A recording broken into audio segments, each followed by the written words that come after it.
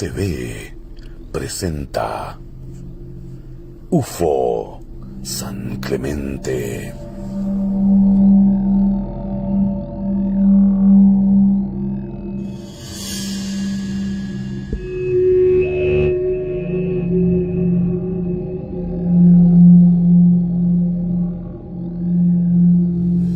UTV presenta UFO San Clemente.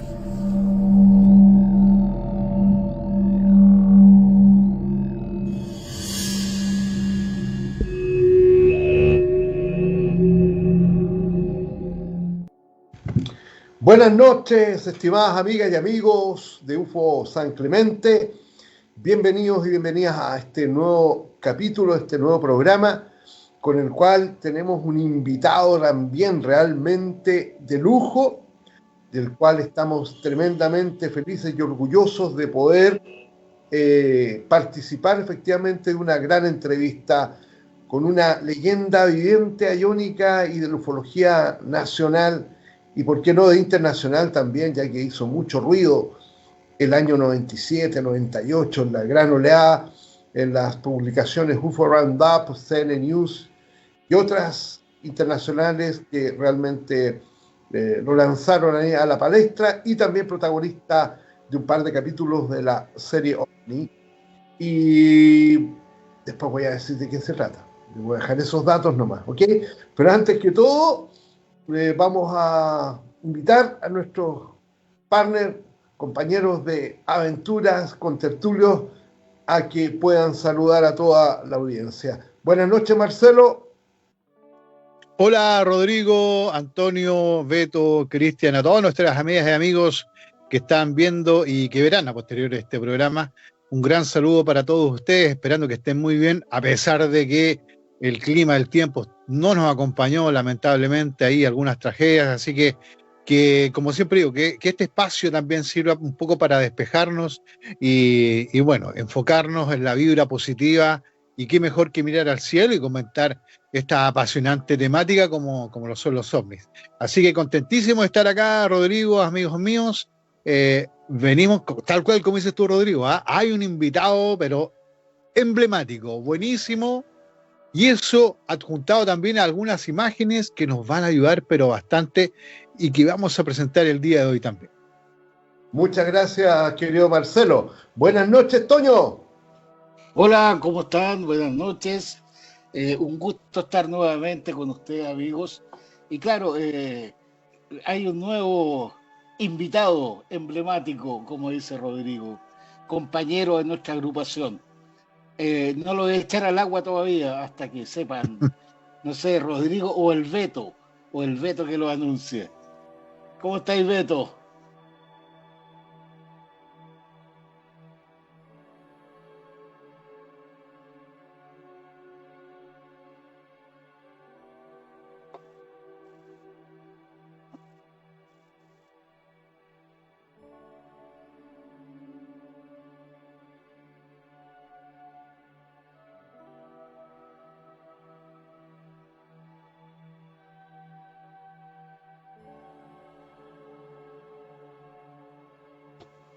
Azul, así que ahí, bueno, dejo a Rodrigo que lo conoce más y nos va a introducir mejor con nuestro invitado. Como bien ya las señales están dadas por acá, voy a dejar con ustedes a mi gran amigo, a todo esto que hizo una tremenda presentación de OVNI desde Chile, en Punta Arenas. Realmente se las mandó con la presentación que nos hizo, y del cual estamos muy felices y contentos de la manera como se expresó y cómo fue pasándose por cada uno de los capítulos del libro, ilustrando bastante bien a la audiencia en un lleno total en aquel evento. Y bueno, sin dilatar más, doy la bienvenida a Carlos Muñoz, mi gran amigo, Código Azul, conocido como Código Azul. Buenas noches, Carlos. Bienvenido. Hola. A Clemente. Hola chicos, ¿cómo están? Un gustazo estar acá junto a ustedes tratando esta temática que nos apasiona tanto. Marcelo, Toño, Beto, bueno, y a ti también agradecerte la invitación para el día de hoy y hablar un poquito de lo que ha sido mi relación con la investigación del fenómeno acá en nuestra región principalmente. Así que muy agradecido el espacio. Así es, estimado Carlos. Oye, cuéntanos, ¿desde cuándo nació tu pasión por el tema de los ovnis? ¿Cómo comenzaste? ¿Cómo fueron tus inicios? Los inicios, mira, yo diría que la situación más dicotómica fue cuando en el año 77-78 se estrena Encuentro cercano al tercer tipo en Chile, y mi madre en aquel entonces me lleva a ver la película y a tener, digamos, esta primera visión de estas luces, seres, naves, etcétera, digamos, dando cuenta del misterio que existía detrás de esto, con algunos investigadores de renombre también, que están, digamos, representados en la misma película, y que también va de la mano un poquito en esa misma época con el amor y la pasión por Star Wars en aquel entonces, también que se estrena el capítulo de Nueva Esperanza, New Hope. Así que comienzo como paulatinamente, digamos, a involucrarme con el tema, hasta que yo diría que, bueno, con algún par de avistamientos que tuve, yo soy santiaguino de nacimiento, ¿cierto? Nací en Santiago, llevo 34 años acá en Punta Arenas, y tuve un par de avistamientos en Santiago, pero ya cuando llego a Punta Arenas el año 90 a estudiar acá, yo soy enfermero de profesión, trabajo en el Hospital Clínico de acá de Punta Arenas, en Magallanes, en el pabellón. Comienza digamos, el acercamiento un poquito a lo que era la información que se desarrollaba en la región con los avistamientos, la cantidad de avistamientos, era una zona propicia. Empezamos como a delinear un poquito lo que era la definición de los lugares o zonas calientes, hotspot en Chile, y Punta Arenas comienza a tener como relevancia con respecto a la cantidad y la calidad de avistamientos dentro de la región, muchos de ellos avistamientos más del tipo luminoso, no tan estructural como en otros lados, ¿cierto? Y hasta en algún momento, el año 96, diría yo, es cuando tomo contacto contigo a través del Buenos Días a Todos, que estabas haciendo tu aparición en el matinal, y yo paralelamente había aprendido a hipnotizar en el verano del año 96, aprendí a hacer regresiones hipnóticas en aquella época, y por el azar y el destino, aunque las coincidencias no existen en ufología, conozco a José Martínez Martín, que era un pintor de aquella época, y de ahí en más ya el tema ya es historia, ¿no? Lo que fue el capítulo secuestrado dentro de la serie OVNI, etcétera. Por ahí comienza todo. Oye, Carlos, cuéntanos un poco de ese caso. ¿De José Martínez? Sí, para buenísimo. que la gente lo sepa. José Martínez es un hijo de migrantes españoles, un pintor, escultor de acá en Punta Arenas. Él trabajaba en Cerro Sombrero, en Tierra del Fuego, realizando los fines de semana tareas de enseñar, digamos, la pintura y la escultura a la gente que trabajaba para la empresa DENAP, digamos, ¿cierto? La empresa nacional del petróleo en Cerro Sombrero. Y yo paralelamente trabajaba como enfermero en la clínica en Cerro Sombrero. ¿Qué ocurre? Nosotros bajábamos a Punta Arenas a descansar con cierto rol de tiempo, digamos, teníamos cierta cantidad de días trabajados por días de descanso.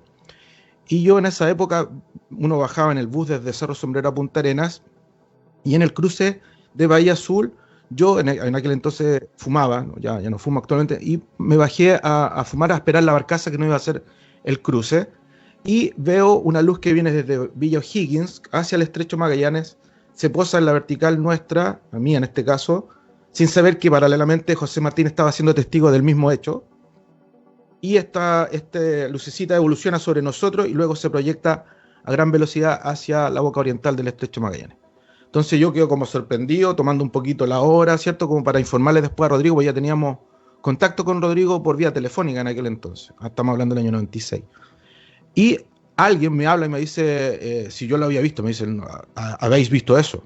Entonces, con tono español, porque habla con un español cerrado.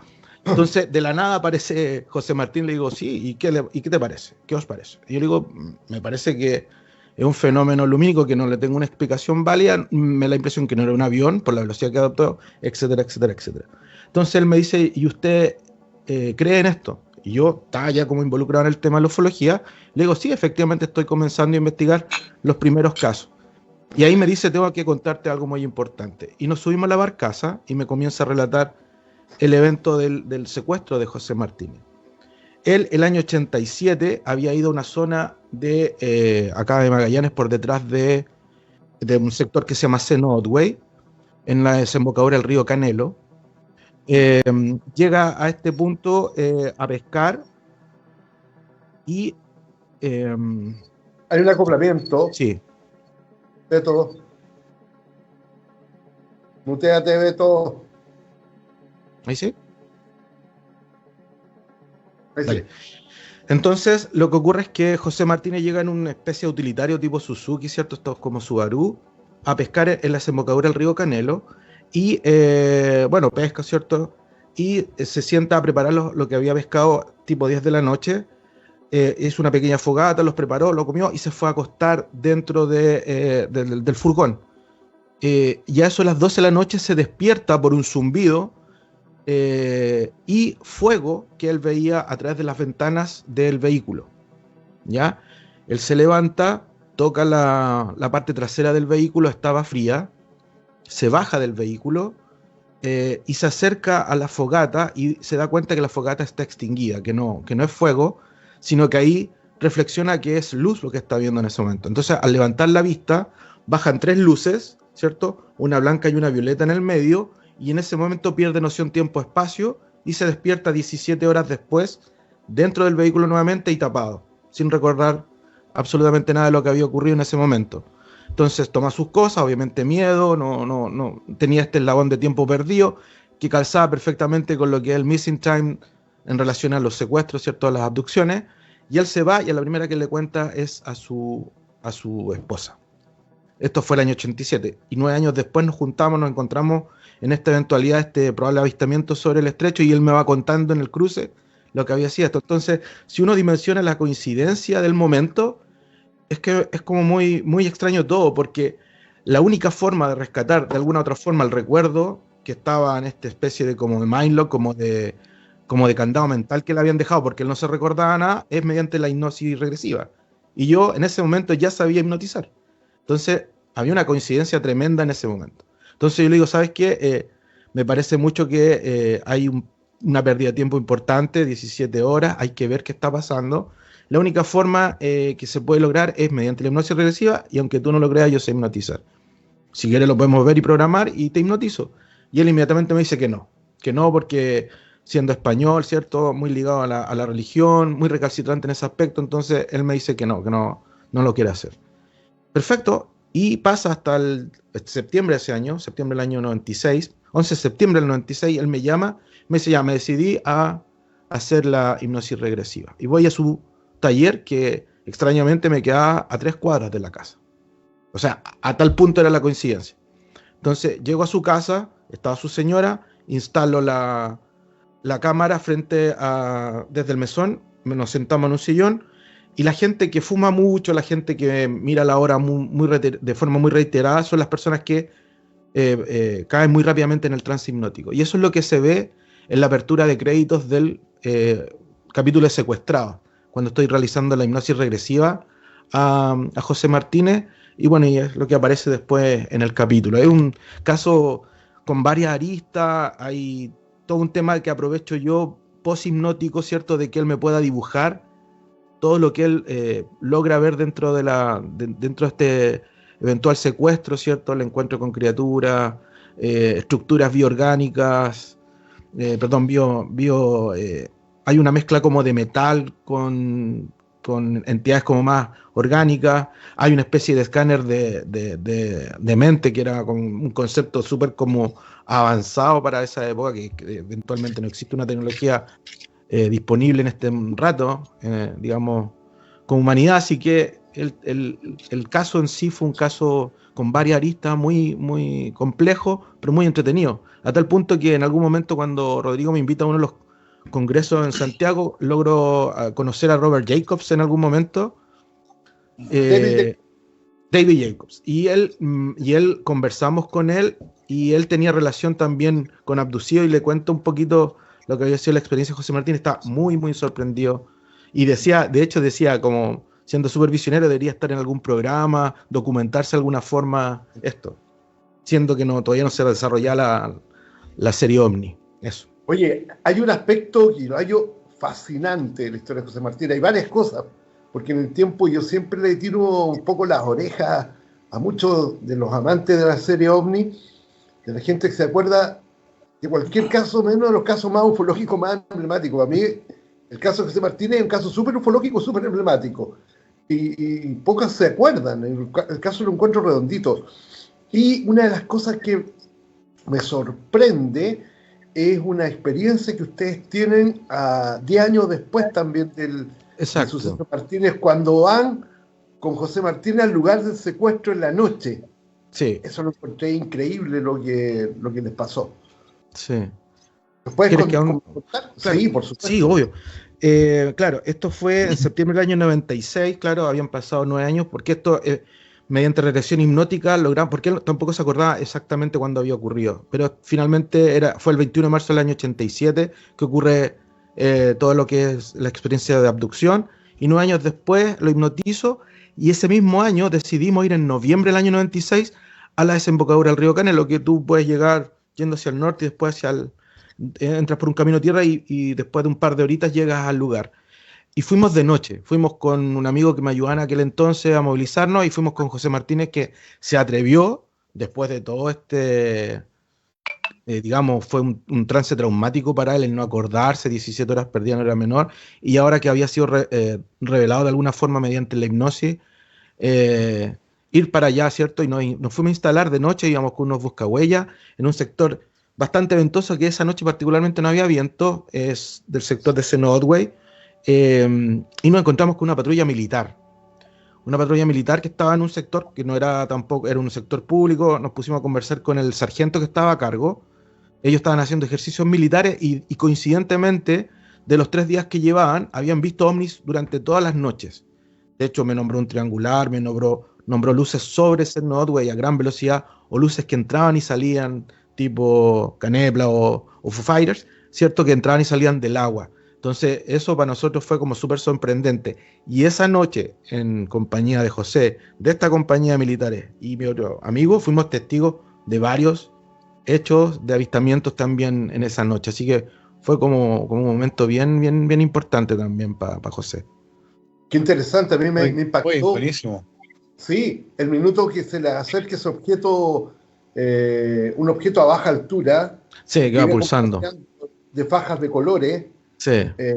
Eso lo encontré increíble porque estaba a baja altura y José Martín estaba como, ¡hola! ¡Bienvenido a la Tierra! Estaba como eufórico. Eufórico, sí, como sí. que se confirma la historia. Y yo, fíjate que años a posterior tomó contacto conmigo un ex coronel del ejército que quería hablar seriamente conmigo.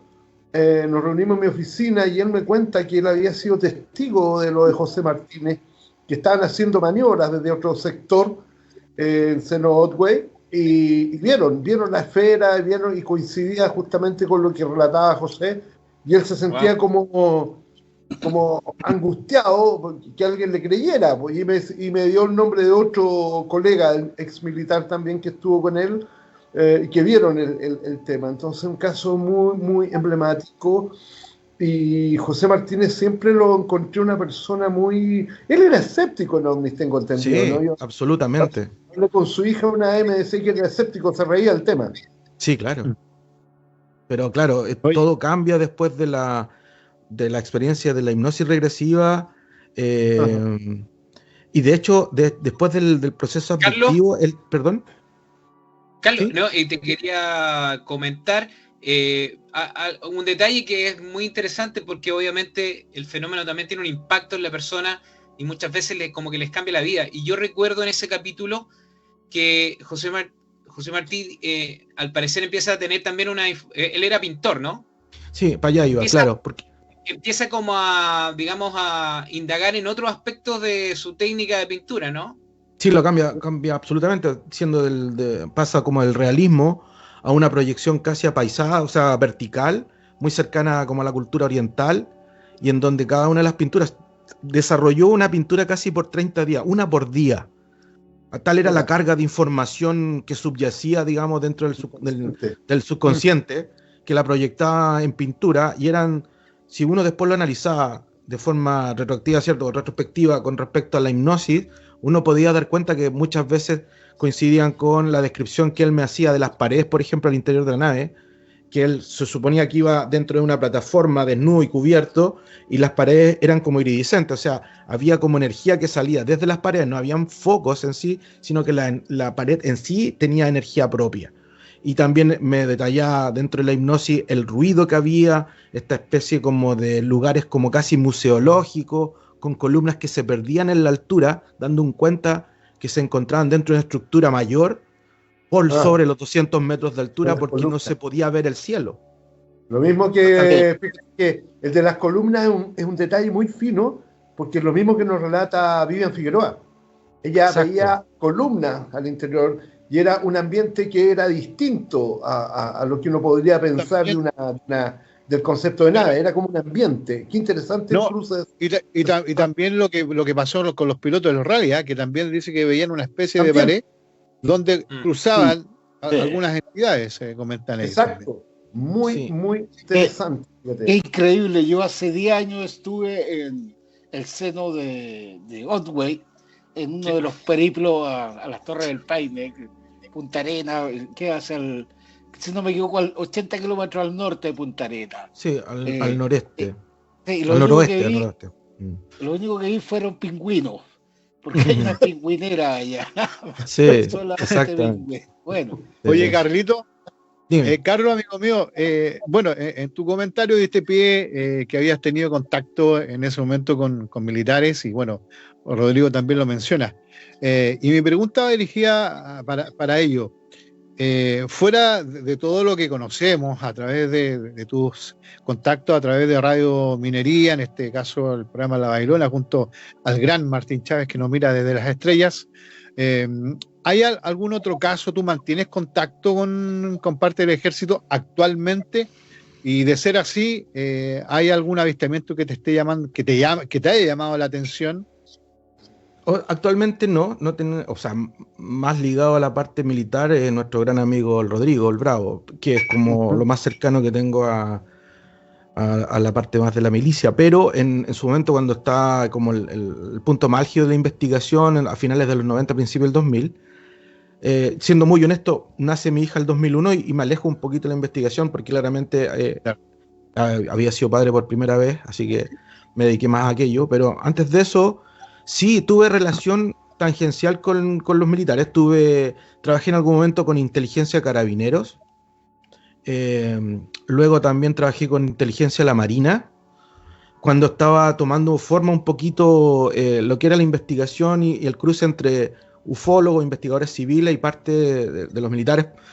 Me imagino yo tratando de desarrollar un poco algún programa de investigación, lo que podría haber sido actualmente o en su momento el CEFA.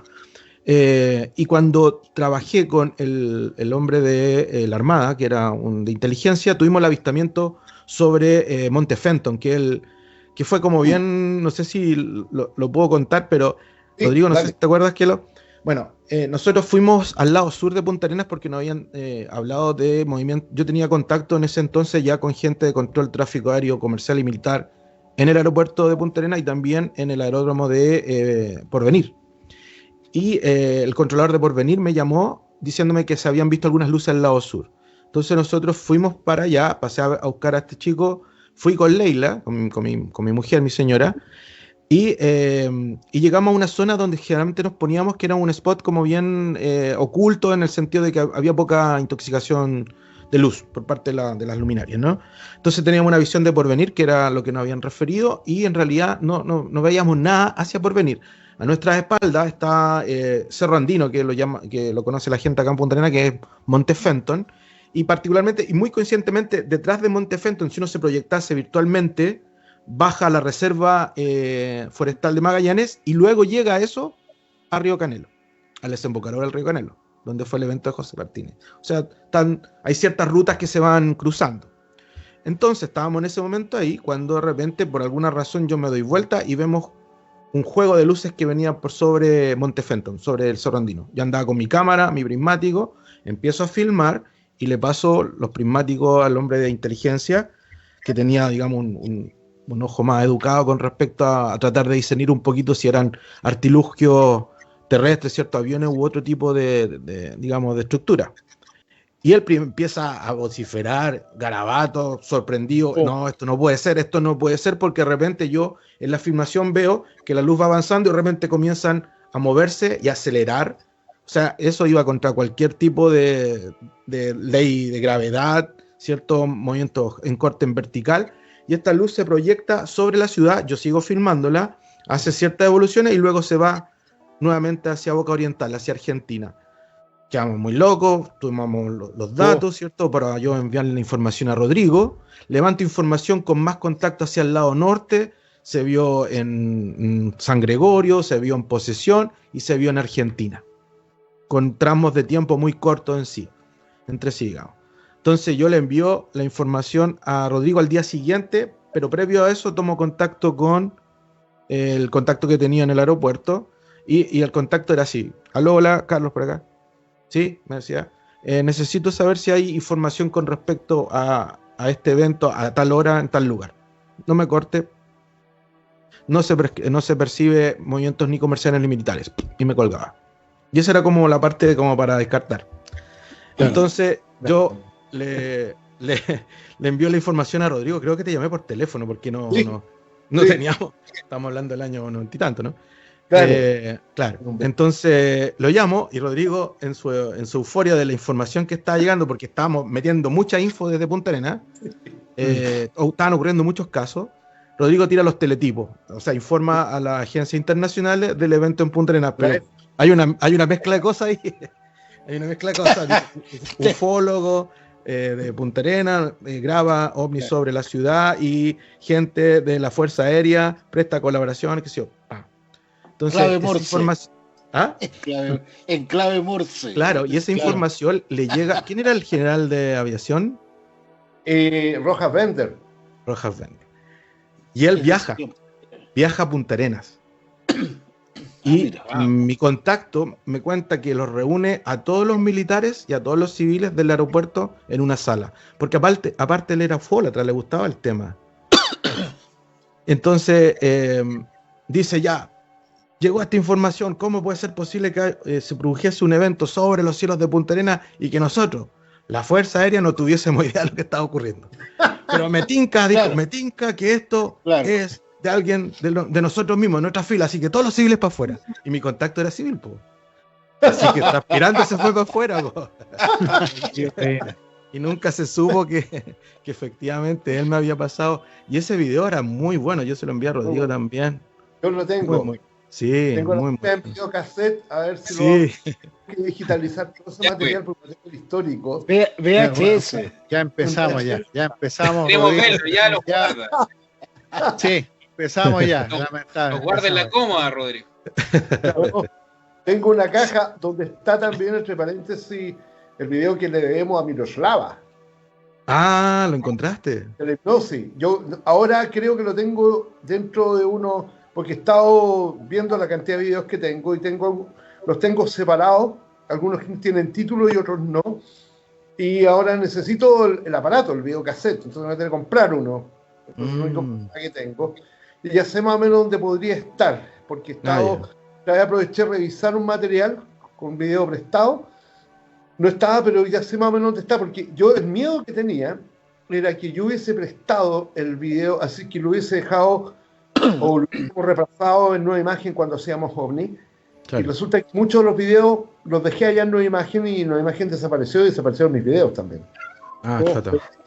Ese video no, menos mal que no lo llevé a la productora. ¿Ah? Felicitaciones.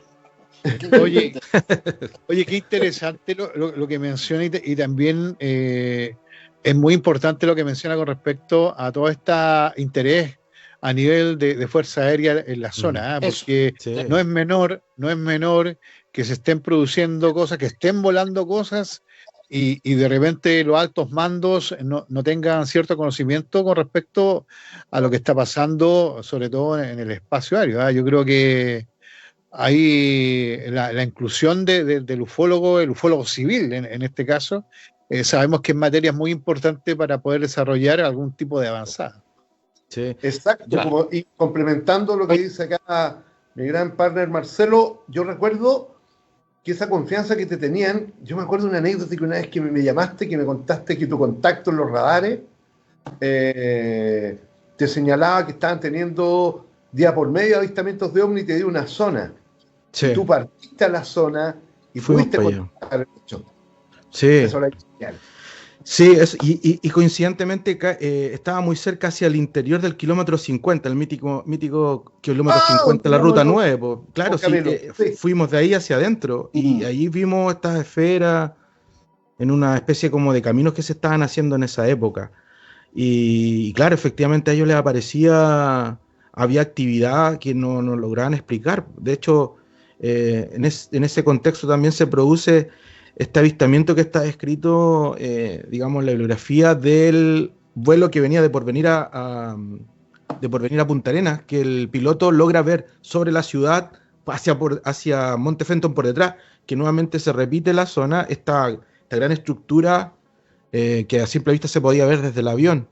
Y bueno, también el caso que se describe en el libro de ustedes, de este ovni que se veía desde la torre de control hasta cerca de Cabo Negro, que eran muchos kilómetros en tamaño, digamos.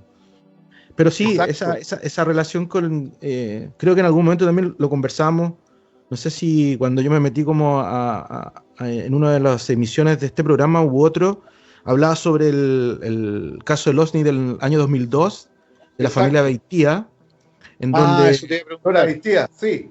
Sí, claro. Ese caso también es muy interesante porque yo estaba en Cerro Sombrero y aparece la imagen como anecdótica de TVN regional y lo pasan y yo digo, esa cuestión tiene una estructura inmensa en un lugar que no debería estar. Entonces tuve que bajar a contactarme con TVN, hablar en ese momento con el periodista. Hablé con mi papá, que mi papá hasta hace 10 años atrás era buzo comercial y estaba a cargo de una empresa de buceo acá en Punta Arenas, y él había buceado en la zona, y yo le muestro el video porque la familia Beitía yo la entrevisté y me dieron el RAW, digamos, el original, y se lo mostré a mi viejo, y mi viejo decía que eso era imposible porque habían ahí 25 metros de agua, y lo que se estaba viendo era un objeto que medía entre 60 a 70 metros de largo, por 30 o 40 metros, perdón, de largo, sí, bien, por 30 o 40 metros de alto. Y esta estructura baja y se disuelve bajo el agua del estrecho y empiezan a haber como efervescencia, esferas, qué sé yo, y desaparece finalmente. Así que en ese aspecto yo tuve que ir a contactarme, y con esto termino, a contactarme con la gente de la Armada, hablo con recursos, hablo digamos, con el relacionador público de la Armada, y voy con el video y lo entrevisto y necesitaba saber si la Armada tenía alguna postura con respecto a esto, porque íbamos a darle información, y de hecho lo presentamos en el Congreso del 2006. Y el tipo se encoge de brazos y me dice, ¿sabes qué? Off the record, no sé qué es. La Armada no sabe qué es. Si esto hubiese sido un tema de otra bandera, hubiese sido claramente una intromisión dentro del mar territorial, pero tampoco corresponde a ningún artilugio conocido. Lo que se ve que se sumerge y desaparece, no tenemos idea qué tipo de tecnología es, así que estamos como a merced de la información que tú nos estás dando, pero nosotros no tenemos una postura oficial con respecto al tema y tampoco la vamos a tener.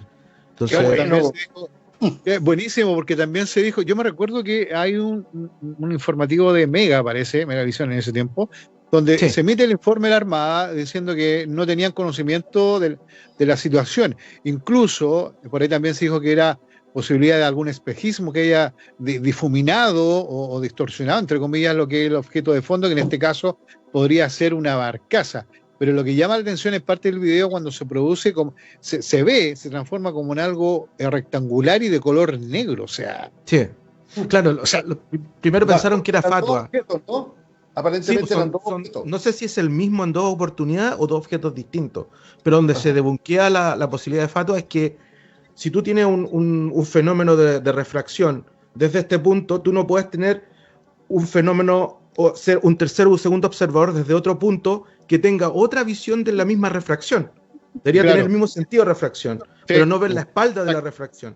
Y hay más testigos del hecho, entonces eso debunquea un poco la posibilidad de fatua. Y eso ahí fue como wow, fue increíble. Fue un caso fascinante y tengo entendido que Nora Beitía decía que no veían al cuerpo flotando arriba del agua, sino que estaba como en el aire, ¿no? Exacto, sí, ellos tenían la percepción que ellos tienen en tiempo real versus la percepción, lo que queda plasmado en la cinta, son distintos. Fue también es como muy extraño. Increíble, muy extraño el caso. extraño, Sí. exacto. Un caso abierto que está muy interesante. Sí. Oye, dale adelante, querido Marcelo. Recordemos que en ese momento también se tejió la posibilidad de una barcaza. Para nuestro amigo hay barcazas que son para transportar chatarra. ¿Ah? Acá en Valparaíso se han visto varias que ingresan al puerto, salen de ahí, y también es algo alargado, chato, que no tiene la forma de un barco, digámoslo de esa manera, Claro. sino que es solamente algo alargado y que está siendo remolcado, valga la redundancia, por otra embarcación, que en este caso es un remolcador bastante grande. Y claro, se ve achatado, incluso como digo, ahí se tejió esa hipótesis, pero con los datos que menciona acá nuestro gran amigo Carlos, es increíble el caso. Claro, y Absolutamente. aparte, y con esto cierro, aparte las barcazas acá en el proyecto offshore que tiene o tenía ENAP, eran cercanas a la boca oriental del estrecho, en una zona muy alejada de este punto donde ocurre este avistamiento. Entonces, claro, eso también iba como en contra de la hipótesis de la barcaza. Claro, y lo último, y le damos el pase a Beto, lo último, tú mencionaste algo súper importante que es la profundidad del lugar. Del agua, claro. Sí, ese también es un factor a tener en cuenta, un detalle a tener en cuenta. Sí, Un claro. detalle, y ojo que eso se hunde, po. Sí. Si hubiese una barcaza que se hunde, hubiese sido algo trágico. O sea, de hecho, si tú tomas en cuenta la altura que tenía el objeto versus los 25 metros que tienes de profundidad, cuando se va hundiendo tendría que haber chocado en el fondo. Pero claro, cuando el objeto va hundiéndose, se comienza como a ampliar y comienza como a disolverse dentro del agua, y hay efervescencia y todo un tema ahí. Una película color calipso. Sí, como calipso, sí. Y Claro. Oye, es súper importante el tema de las profundidades, porque en parte de la investigación que, bueno, está por casi ya terminada, el caso Ralún, también hice un análisis en cuanto a las profundidades, con las cartas náuticas y todo eso, así que también ese detalle hay que tenerlo en cuenta, sobre todo cuando se ven ahí objetos medio curiosos, medio extraños en el mar también, que uno puede cotejar la posibilidad de alguna embarcación. Exactamente. Exactamente, fantástico. Espectacular. Adelante, chicos. Beto. Tremendamente interesante aquí con nuestro invitado, esos casos tremendos. Pura. Exacto. Pura ufología aquí transpirando.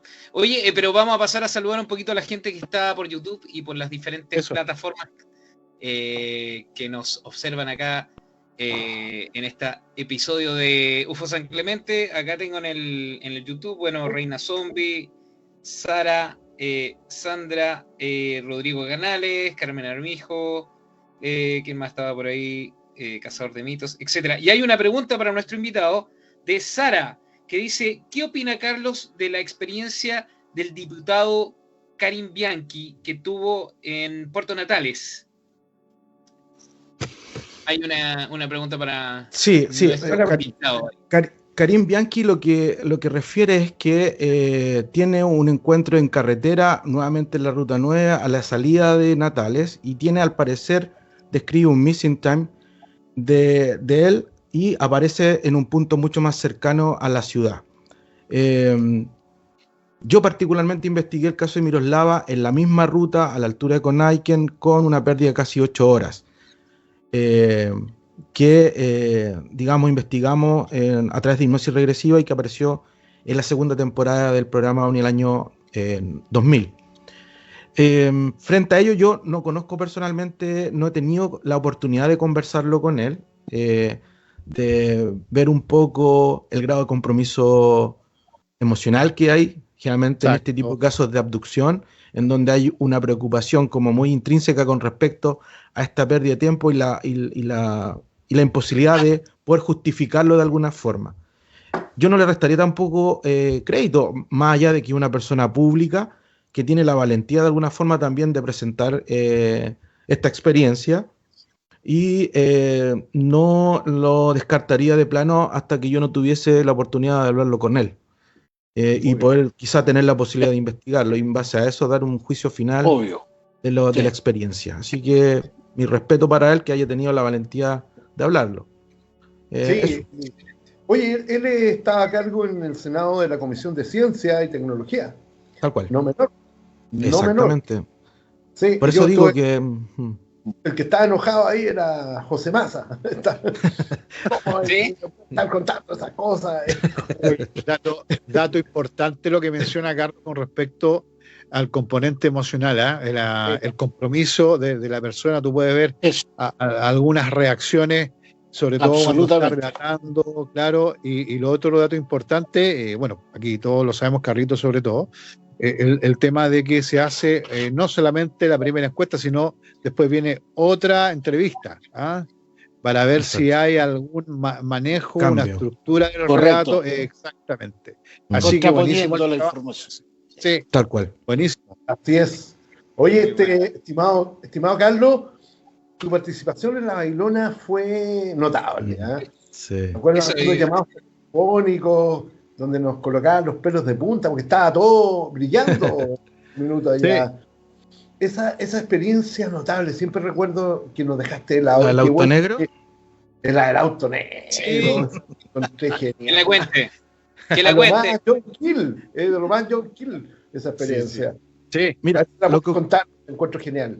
mira, lo que ocurre es que, bueno, primero, para contextualizar un poco a la gente que a lo mejor es muy joven y no cacha, pero en algún momento hubo un gran programa de trasnoche que se llamaba La Bailona en la Radio Minería, que lo dirigía y la conducía el gran Martín Chávez, que ya está en algún lugar de acá del espacio Exacto. mirándonos, y Rodrigo teníamos este contacto por vía telefónica en donde yo le daba los pormenores de las investigaciones que lleva adelante. De hecho, entre paréntesis, en algún momento viajaba a Santiago, hicimos un programa en vivo con Martín, y yo hablaba con Código Azul. Código Azul, para que lo entiendan, yo se lo explicaba a mi círculo más cercano.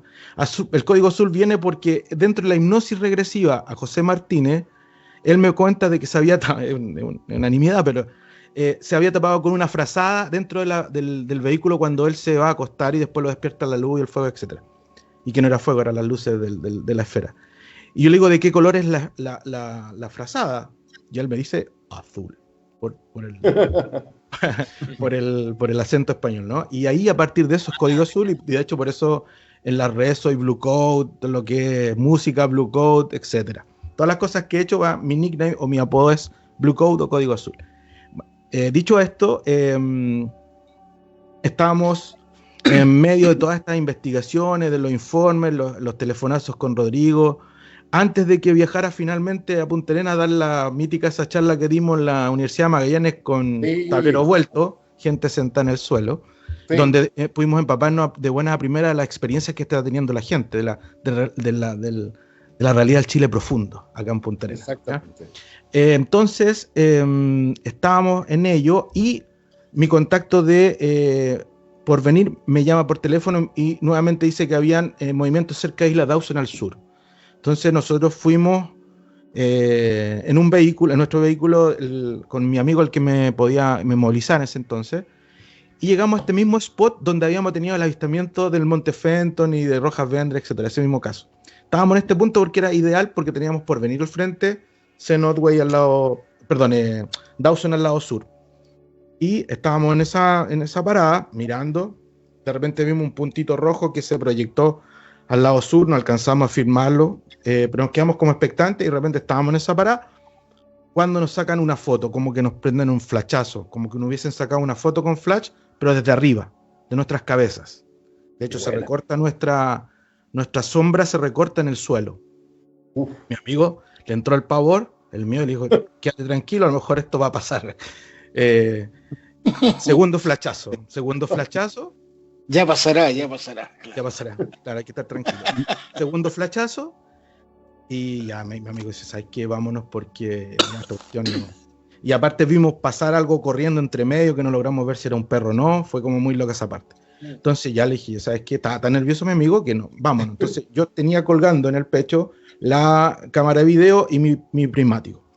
Entonces nos vamos encaminando hacia nuestro vehículo que está estacionado hacia un lado del camino, que era angosto, y se prenden unas luces. Perdón, antes de eso, se siente como un ruido, como una vibración, que lo sientes tú en el aire, y nos damos vuelta y lo que yo veo es una esfera, ¿cierto?, circundada por dos especies de fluorescentes, que estaba en este tipo de movimiento de hoja, ¿cierto?, como contra la gravedad, sobre a unos 50, 60, 60, 70 centímetros sobre el suelo, con una especie de pulsación. Entonces yo tomo mi cámara, trato de filmarlo, no lo veía, o sea, lo veía, perdón, pero no lo podía grabar, lo veía con los prismáticos lo veía claramente. Entonces yo le digo, mi amigo me dice, queda mudo, y me dice, ¿y eso qué? Yo le digo, no sé, pero hay que ir a investigar, porque lo teníamos al frente, lo teníamos a 100 metros, 120 metros.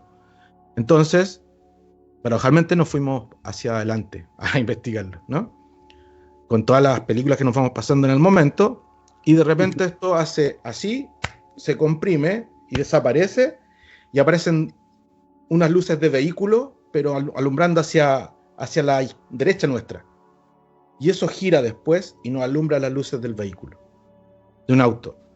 Entonces yo le digo, chuta, capaz que había una pareja acá, no sé, y nos van a tildar de boyeristas y nos van a llamar a carabineros y vamos a tener presos. Entonces le digo yo, mejor vámonos, demos la vuelta y nos vamos. Entonces vamos caminando de vuelta al auto y el auto comienza a andar. Entonces había gravilla, había como piedrita y se sentía el auto, las ruedas del auto como iban avanzando detrás de nosotros.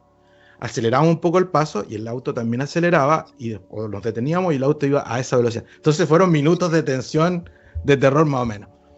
La cosa es que llegamos finalmente al auto, se sube el piloto, me subo yo de copiloto y el auto pasa y me voy dando cuenta que es un auto negro de un corte tradicional, no es deportivo nada, sino que es como un auto normal, pero cuando pasa la cabina por al lado de nosotros y tenemos las luces de la ciudad por detrás de la cabina, nos damos cuenta que no hay piloto, que nadie conducía.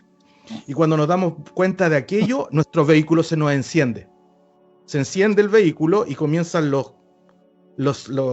digamos, los relojes del vehículo y la radio se escuchaba cambiando de estación.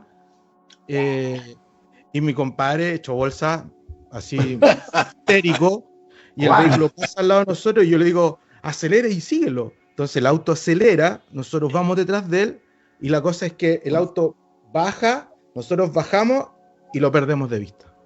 Desaparece literalmente frente a nuestros ojos. Lo buscamos y no lo pudimos encontrar. Y eso yo se lo relataba por teléfono a Rodrigo con Martín y eran auditores que estaban escuchando esto. Estamos hablando de la madrugada de un miércoles. Yo desde Punta Arenas y la gente escuchando en todos lados. Perdón, eso fue en vivo.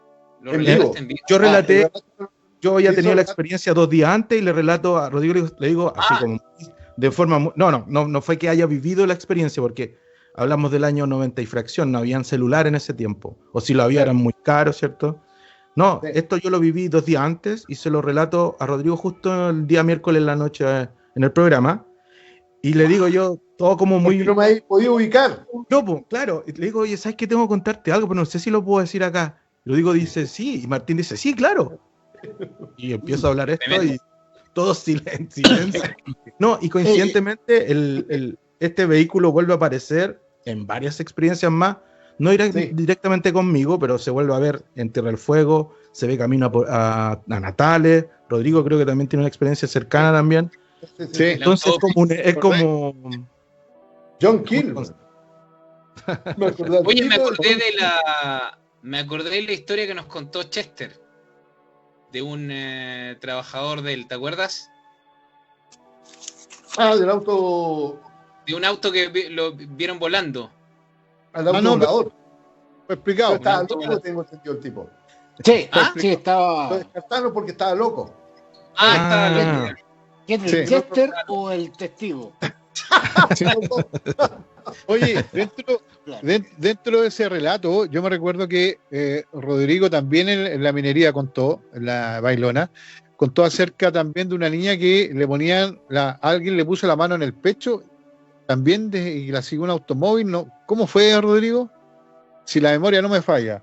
No, ese era otro caso, de Santiago. Sí. Sí, era una chica que fue también secuestrada en un auto. Que paró, se encontró con un amigo arriba de un vehículo el tipo no era el que debía ser, y en un Chuta. minuto le coloca la mano en los cambios y ahí pierde la conciencia, pero adentro de un auto, y me llamaba la atención porque me decía que le llamaba la atención de que en el auto no había olor a nada. Siempre hay olor a cuero, plástico, pero no había olor a nada. Si no hay olor a nada, no hay partículas. Estaba como esterilizado. ¿Cachai? Esos detalles, Charles Ford está contento. pero está feliz. Sí. John King también. John King Oye, también, loco, Charles Ford. Dale. me estaba Es que transportando a la época, Perdón, a la es que- época de la bailona. no quiero dejar de pasar un caso muy bueno que también que no es conocido, que le reportaron a Carlos, donde también aparece un auto. Po. Me acuerdo por ahí por el 2005 que recibiste una persona que había tenido un accidente en la cabeza, me acuerdo. Ah, sí. Y sabes que coincidentemente estaba pensando en ello, ¿no? Pero a lo mejor. ¿Viste? Cuéntalo, por favor. ¿Sí? Muy bueno. ¿Lo cuento? Dale, No, dale. aquí lo que ocurre es que nuevamente ese Notway, hablamos de Peckett, la mina de carbón, ya en otro punto, en la misma costa donde ocurrió el secuestro, los avistamientos, etcétera, ya había una mina de carbón que ya actualmente está cerrada y había un trabajador que estaba laburando ahí en Peckett, y este hombre trabajaban en turnos, ¿cierto? Y en la noche, que eran turnos de noche, ¿cierto? 12 horas, él necesita ir a miccionar, ¿cierto? A orinar, y le dice a su grupo de, digamos, de compañeros de trabajo que va a subir el cerro del carbón porque eso daba el tiro a la orilla de ese Notway. Entonces él relata que baja, comienza a orinar y comienza a ver unas luces rojas que aparecen en la línea del horizonte del mar. Ya él se quedó como pensando que podían ser lanchas de pescadores, qué sé yo, pero estas luces comienzan a avanzar hacia él, a ras de agua, y comienzan a acelerar. Entonces, cuando ya las tiene encima, ¡pum! Missing time, y aparece a 25 kilómetros en el camino que venía hacia Peckett, aparece como tirado a la orilla del camino, se empieza a despertar y no sabía qué había ocurrido, sentía como un abombamiento en la cabeza, no se acordaba de nada. Y pasa un vehículo negro con dos personas adentro que lo levantan, lo ayudan. ¿Ya? Lo que le llama la atención a él... Eran calvos, creo. Sí, eran calvos y eran pálidos y tenían un acento como anglosajón, como que mezclaban el inglés con el español, ¿no? Y le preguntan si necesitaba ayuda, qué sé yo, y él dice que sí, que no sé si lo podían llevar a su casa porque estaba como medio como confundido, qué sé yo. Así que se sube al auto y se lo llevan a Punta Arenas. Mientras tanto, los compañeros que estaban trabajando en la mina Peckett empiezan a echar de menos a este muchacho y lo van a buscar y no lo encuentran. Entonces piensan lo peor, que el tipo cayó al agua, se ahogó, y se comienza a desplegar un operativo que involucra a la policía, a la marina, a la gerencia de la empresa, pelota y media. Y la cosa es que este muchacho iba rumbo a Punta Arenas y los hombres pasan por una calle de acá de Punta Arenas y le dicen: cualquier cosa, nosotros estamos viviendo acá, voy a dar un ejemplo, Mexicana 186. Y coincidentemente este chico vivía como 2 o 3 cuadras más abajo. Lo pasan a dejar a la casa, él se baja, le da las gracias, y estos hombres como medios como afásicos, o sea, con poca expresión o nada de expresión de cara, ¿cierto? Se despiden de él. Y se van. Este muchacho se va a acostar, se queda dormido, mientras tanto la pelota y media, el operativo buscándolo, y de repente se le ocurre llamar a la mamá si es que ella, porque este chico vivía con la mamá, si es que ella tiene noticias de su hijo, y ella le dice, no, si está acá, llegó ahora a las 6 de la mañana.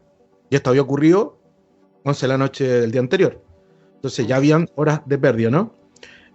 Llegó el gerente, llegaron todos a buscarlo, lo despertaron, el tipo despertó ya un poquito más como centrado, y él explica qué es lo que le había ocurrido y que estas personas que le habían ayudado vivían 3 cuadras más arriba para poder tratar de que lo apañaran un poco en el relato.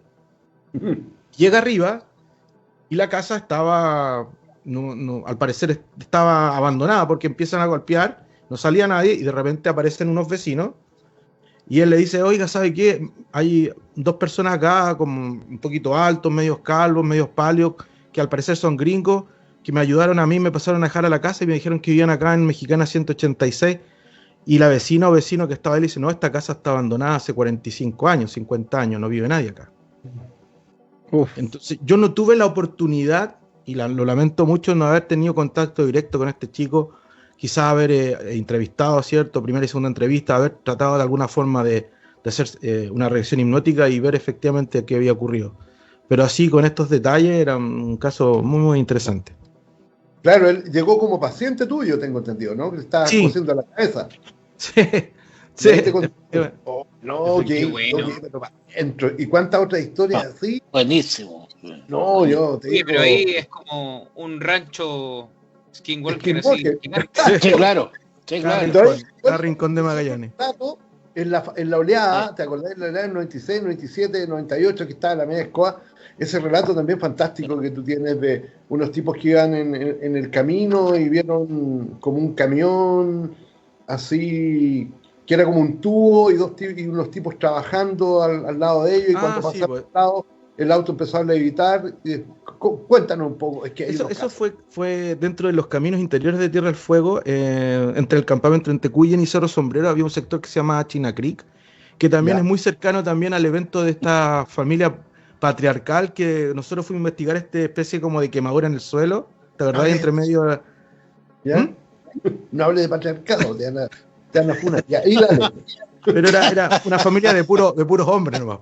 Ah, ya. No había mujeres. Bueno, y la cosa es que esta gente era gente de NAP que estaba trabajando como operadores de las centrales de petróleo, y ven trabajar efectivamente una especie como de camión al que está estacionado a la berma, con unas personas trabajando ahí, y ellos se bajan como a tratar de ayudarles, ¿cierto?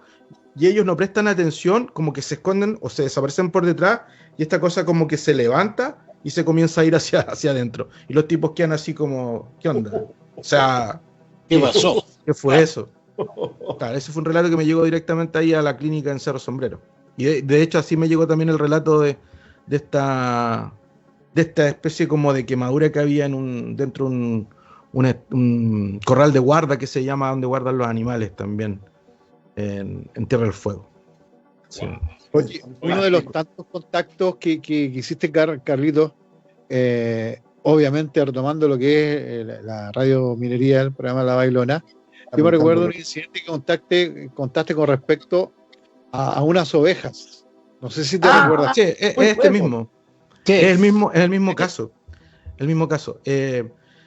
Yo estaba en Cerro Sombrero, estábamos de pobladores ya con Leila, con mi señora, porque había nacido Camila también, y estábamos los tres en Cerro Sombrero viviendo, teníamos días de descanso y vivíamos en Sombrero, y yo era muy amigo del carabinero, del teniente de aquella época, que ya es mayor retirada, está hoy por hoy, y seguimos teniendo relación de amistad entre paréntesis. Y él me llega a contarme, dice, ¿sabes qué? Hay un reporte que nos llegó a la tenencia de acá de Carabineros de que hay una familia que vio unas luces en un lugar de China Creek. ¿Vamos? Y digo, ya vamos. Entonces yo agarré mi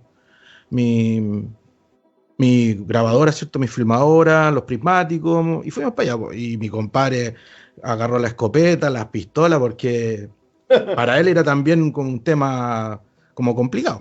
Así que sí, así que nos fuimos por China Creek y llegamos a este lugar, que era una especie de estancia donde habían, no sé, un abuelo de unos 80, 85 años, y después sus hijos y los nietos. Eran puros hombres viviendo en esta casa. Y nos presentábamos, nos abrieron sus puertas, nos sentamos a conversar, nos tomamos un café y nos empezaron a relatar lo que había pasado 3 días antes. Estaba de noche, madrugada, ¿cierto? Ahí, oscuridad absoluta. Estaba despejado, tenías visión de toda la parte de la Vía Láctea y algunos grupos de estrellas mayores. Y en algún momento la casa comienza a vibrar, se comienza a mover. Se despierta el abuelo, el mayor, empieza a despertar a la gente, y llega al living y resulta que se ve pasar una especie como de bus lleno de luces por el frente de la casa. Y era tal la vibración que existía, porque iba acompañado de ruido, que un reloj que estaba empotrado por décadas saltó de la pared por el grado de vibración que había. Y en un segundo a otro, esta luz desaparece. Estoy hablando de un avistamiento a menos de 25 o 30 metros de distancia desde la casa hacia el camino. Y yo, mientras escuchaba esto y tomaba nota, y Rodrigo iba mi amigo carabinero iba abriendo los ojos de lo impresionado que estaba, me dice, y quedaron marcas. Y digo, ¿dónde quedaron marcas? Acá en el corral de guarda, pero hay que ir muy lejos, no, está acá al lado de la casa. Vamos. Entonces nos fuimos para allá. Qué buen caso. Y entonces cuando entramos y ellos sacan la tranca del corral de guarda, adentro estaban las ovejas caminando en círculo. Pero respetando el centro del corral. No, estaban en círculo. Entonces nosotros fuimos caminando entre medio de las ovejas, de hecho le íbamos tocando, y las ovejas caminando en círculo, hasta que cuando llegamos al centro, que estaban como respetando, entre comillas, existían dos marcas en el pasto quemado, de unos 6 metros de diámetro y otra menor como unos 4 metros de diámetro, y 3 entradas en la tierra como que se hubiese posado algo de peso, porque dejó unos hoyos como unas patas metálicas o algo que atravesó la tierra y la hundió. Y el pasto estaba quemado en estos 2 círculos, y las ovejas respetaban estos círculos. Entonces yo tomé unas muestras, tenía agua destilada, tomé las muestras de la tierra, y extrañamente la tierra tendía como a flotar, no iba a fondo, sino que estaba como, diría yo, como cristalizada, muy cercana a lo que explicaban con el triángulo de última esperanza en la base. Qué bueno. Ese fenómeno había en la tierra. Pero aparte de eso, había pasto que estaba quemado de la mitad hacia arriba. O sea, si hubiese sido quemada de pasto, hubiese venido por suelo, hubiese quemado la rama, ¿no? Claro. Pero acá la fuente de calor venía por encima y quemó de la mitad hacia arriba. Y la mitad hacia abajo estaba indemne.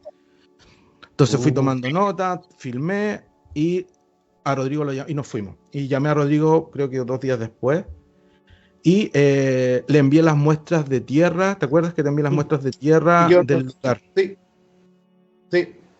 Y esas después tú las enviaste, no pudieron sacar, ¿te acuerdas? Y las enviaron después a Estados Unidos. Sí. Oye, interesante, qué bueno. Qué bueno los casos, ¿eh? Qué buenísimo. Oye, Carlito, te quiero hacer una consulta con respecto a todo lo que hemos hablado, a todo el avistamiento, y por las características que señalan, obviamente tienen una tendencia a ser anómalos. Pero ¿cuánto es el porcentaje? Y quizás vamos a aventurar quizás una respuesta, no lo sé, pero ¿cuánto es el porcentaje de casos explicados o de avistamientos que tienen una explicación racional, convencional, en relación a los anómalos? Ya. No sé si habrá tenido suerte, no sé si llamarle suerte o coincidencia, pero la mayor parte de los casos que investigamos sufrieron el embate de tratar de explicar racionalmente lo que estábamos percibiendo, lo que había ocurrido con las personas, lo que había aparecido en video, pero no podíamos debunkearlo. Yo y de paso, yo creo que todos saben, pero Rodrigo fue el que me metió en este tema de la ufología, y para mí es un referente y mi maestro.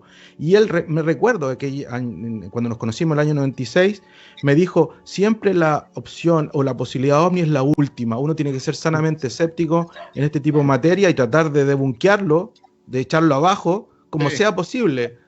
Pero a veces la evidencia te choca en la cara y te explota en la cara, y es tan firme que no podía hacerlo. Entonces, yo diría, he tenido la suerte de que son pocos los casos que, a pesar o sea, después de haberlos sometido a un exhaustivo análisis, se han caído porque ha sido un efecto meteorológico o son nubes iridiscentes. Las huellas, me acuerdo de este caso que explicaste de las presuntas huellas que no eran cosas que los animales se echaban en el suelo. Exacto, que mucha gente pensaba que podía ser nido ovni, y finalmente los guanacos tienen una especie como de fase en donde tienen que pelechar y se les pica mucho el pelaje y se acuestan y hacen un eje en ellos mismos y crean un círculo perfecto porque se van arrastrando por la tierra. Entonces crean un círculo y sacan pasto. Entonces tú de buena primera podías pensar que era un nido ovni de estos de Francia, por ejemplo. Claro. Oye, aprovechando, y yo creo que en virtud del tiempo, lamentablemente, mira, en parte de los comentarios de un video que subí de mi participación en Radio Bio el domingo en la noche, hay un amigo, contacto, que se llama Patricio Sepúlveda, y él hace hincapié en el famoso caso Triángulo de Última Esperanza, pero entrega una hipótesis que yo por lo menos no la tenía, soy bien honesto en decirlo, que él dice que está la posibilidad de que haya sido algún tipo de estudio de alguna universidad que haya sacado parte del terreno y lo haya instalado, digamos, ahí, cerca. No sé qué opinión te merece eso, Carlos. Mira, yo no sé si conocen el lugar donde está el triángulo, pero está en una zona agreste, al interior está la Laguna Figueroa, hay que caminar, está lleno de turbales. Los turbales, para que lo entienda la gente, son capas de vegetación y debajo hay agua. Entonces, cualquier vehículo pesado que trate de entrar ahí va a quedar empantanado. Entonces, de alguna otra forma, te quita la posibilidad de que puedas llegar con maquinaria pesada a realizar este corte perfecto de un triángulo equilátero, en donde entró la maquinaria, hizo el corte, lo levantó y la capa íntegra se puso a un costado.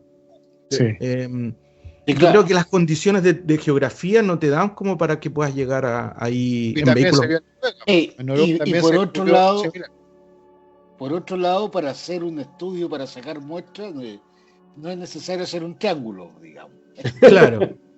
Eso Claro. es No, obvio. lo que yo, poniendo muestra te la sentido llevas. común, yo creo que con toda la publicidad que tuvo el triángulo ese, yo creo que si una universidad hubiese hecho un estudio, También. creo que habrían Sí, Hecho el triángulo. habrían no, dicho que éramos nosotros. Lo Claro, sacan al- claro. También, sí, claro. hay un estudio, Noruega se hizo un estudio con respecto a un triángulo de similares características. en el Y mismo también año. tiene claro, el contexto de la época, del tiempo. En el Y ellos mismo hicieron año. un estudio bastante acuicioso, en el sentido de que ellos vieron con microscopio el corte de la tierra, y era pero así como de navaja, era como un láser que hubiera cortado las raíces de todo, pero preciso. Perfecto. Y ese pedazo de tierra, de mucho peso, estaba instalado también a una distancia más o menos muy cercana. En resumen, es muy similar al Triángulo de Última Esperanza. Buenísimo. Sí, sí. Así es. No, y de hecho el nicho, la base donde queda la marca, tiene este fenómeno como de tierra cristalizada, como expuesta a una gran cantidad de temperatura para lograr el corte. Y se entiende que fue un corte en un one shot, una sola movida, que lo hace aún más, porque si hubiese sido por tiempos, hubiese fraccionado, se hubiesen visto escaladas dentro del terreno, pero esto fue un one shot, pum, pum. Y eso lo hace aún más difícil. Sí. Interesante. Claro, no va por capas como lo hacen los arqueólogos. Exacto, esto es un corte de una profundidad determinada en un movimiento. Y exacto. Claro, yo en la búsqueda también de más información con respecto al triángulo de allá en Noruega, me encontré, y lamentablemente no me recuerdo el nombre, lo debo tener por ahí en un CD o en un disquete, no sé, pero fue en esa En un época. disquete. Un disquete. El Es un nombre, VHS de Rodrigo. claro, el nombre Betamax, Rodrigo. científico, el Ya, nombre pues, del déjame científico Claro. que hizo esta investigación, y que él estipula de que el triángulo de Noruega haya sido producido o sea, haya sido causas naturales. Y él lo describe como la caída de un rayo, y él incluso nombra un rayo muy especial, que Rayo cayó Mac. a tierra, y algo así, que cayó a tierra y tuvo la facultad, no sé, la posibilidad de sacar eso bien marcado. No sé, uno, claro, una vez escucha hipótesis muy aventuradas, o sea, la tienen muy que probar, pues. claro, Está lejanas, rebuscadísima. claro, lejanas, pero también hay Rayo que Mac. situarse, claro, hay que situarse en el contexto de los detalles que lo que implica eso, de cómo que se generó. Sigue siendo un misterio. Un rayo que hizo justo así. No, y también es raro que la naturaleza haga cosas como con ángulos rectos. También. Sí, claro. En los cristales de hielo se da, pero no sé a Claro, nivel de terreno. Era un rayo back. Rayo Claro. Mac. No, pero es realmente maravilloso. Oye, se han pasado los minutos así. Sí. Absolutamente corto todo. Y Esto para da para cerrar, una parte 2. hoy sí, vamos a dando tener acá que hacer para parte una 2 parte dos. porque nos obliga a ir a la ufología de Real. a los Eso. casos, a los datos. Entonces, ¿Sabes qué? A mí lo que me llama la atención y haciendo así, globalizando todo lo que mencionó Carlito en esta noche, que me recuerda a la hipótesis que dijo Jacques Vallée en su minuto, cuando dijo que en proporción a la población, mayor cantidad de avistamientos. O sea, menor cantidad de gente, mayor cantidad de avistamientos. La densidad demográfica. De población, Claro. los recursos naturales, la presencia de ojos de agua, Sí, claro. tienen mucho que ver. Exacto. Y esta región es rica en todo ello, ¿no? Tenemos baja densidad poblacional, baja intoxicación de luz, grandes ojos de agua, grandes también porciones de minerales. Tenemos, bueno, todo lo que es Torre del Paine, por detrás está todo el Chaltén, ¿cierto? La parte argentina, ¿no? Claro. Y lo que menciona también nuestro gran amigo y colega, le enviamos un gran saludo a Rodrigo Bravo, en el Sí, libro Rodrigo. OVNIs desde Chile, donde tenemos el Tal caso cual. de la zona del Baker. Tal También cual. manejado Hermoso caso. de una familia, claro, sí. Hermoso Tuvo caso. la fortuna de ver todas estas apariciones lumínicas. Sí, buenísimo. Grande Rodrigo. Rodrigo que dice saludos a Toñito ET. Dice Rodrigo Bravo. Saludos, Rodrigo. Que esté bien, viejo. este es el terrible. Qué terrible. Qué buena. El Abrazo, terrible. Rodrigo, un abrazo, viejo. Un abrazo No. a Rodrigo y ya lo vamos a tener por acá. Sí, Sí. la verdad que estamos bueno. llegando. A ver, querido director, ¿cuánto nos va quedando tiempo? Porque es que la verdad que ha sido Un missing. Fue un missing. missing time. Un missing time. Lo bueno es que la Una gente, leyenda viviente.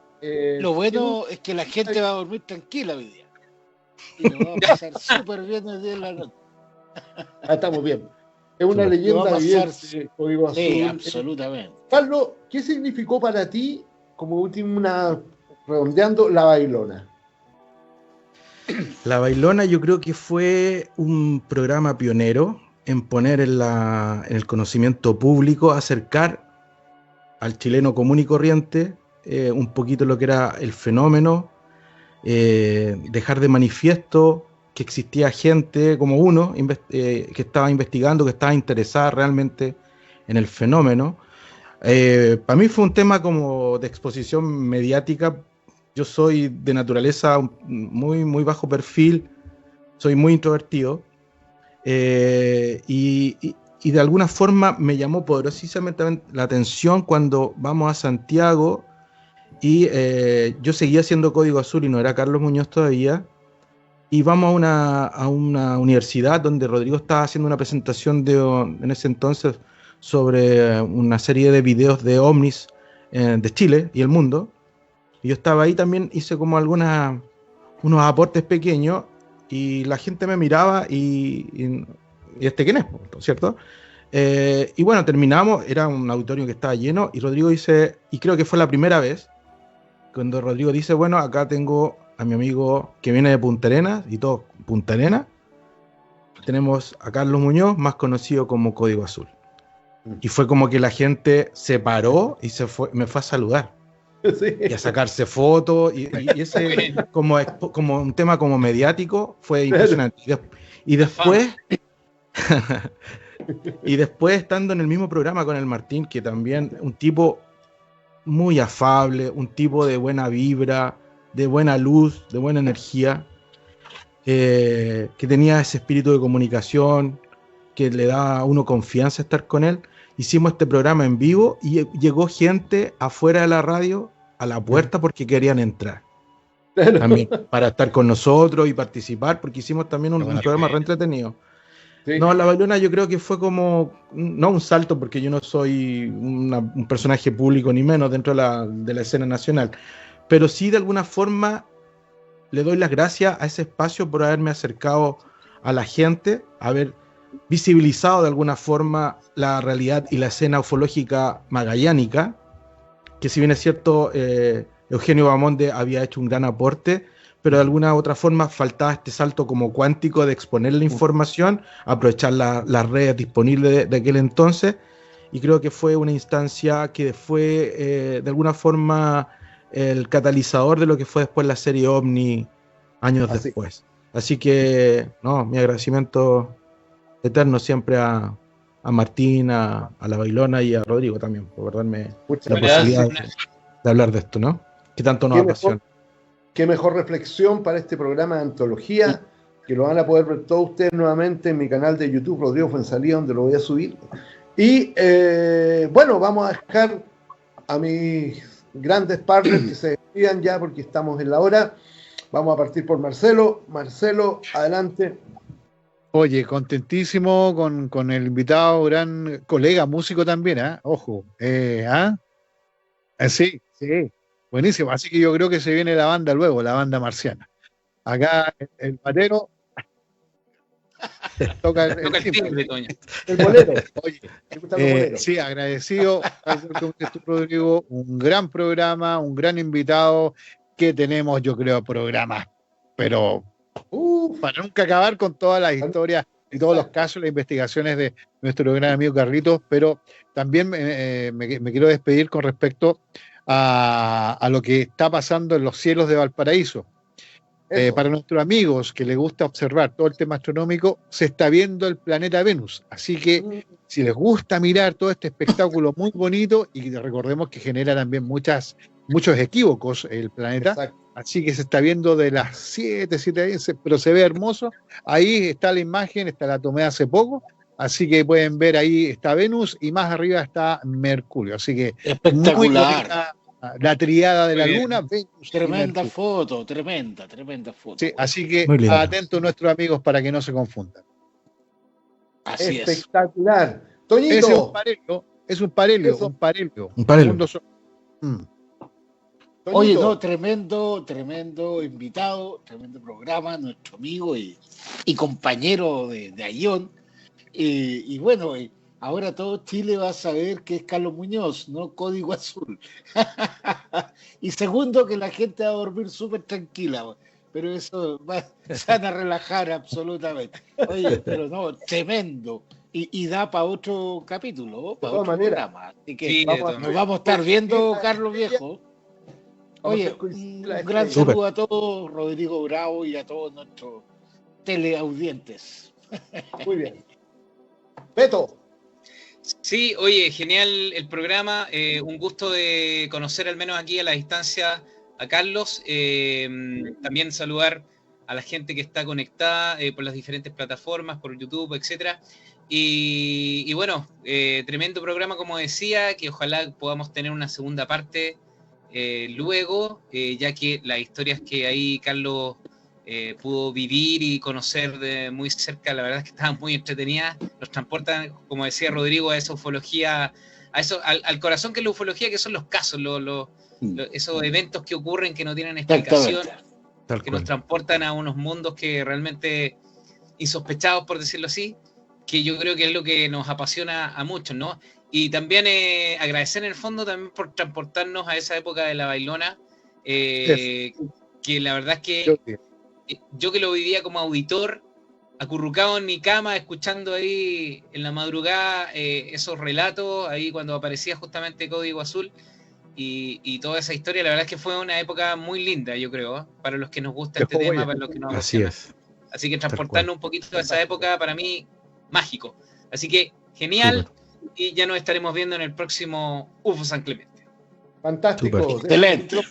A Carlos para que se despida.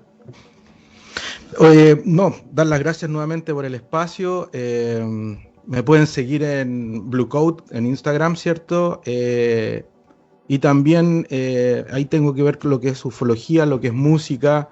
Estoy metido en bandas sonoras. Le mando un gran saludo a mis amigos de Seraika Games que están haciendo juegos tan entretenidos como Entities, que es un board game. La gente que le gusta jugar las cartas, ¿cierto?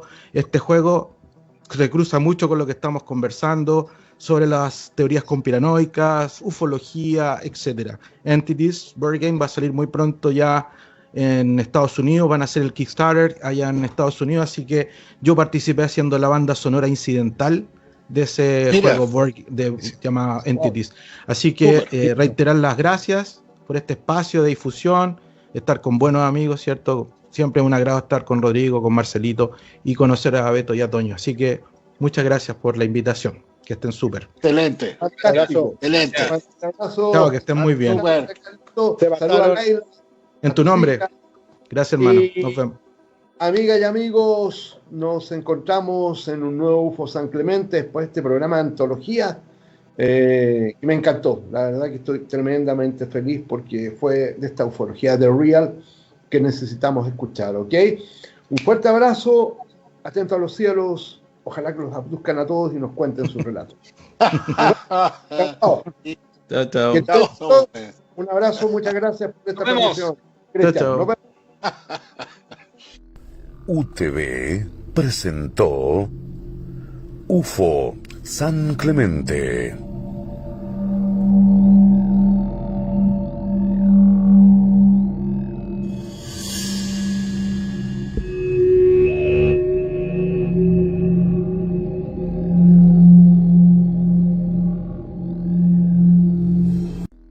UTV presentó UFO San Clemente.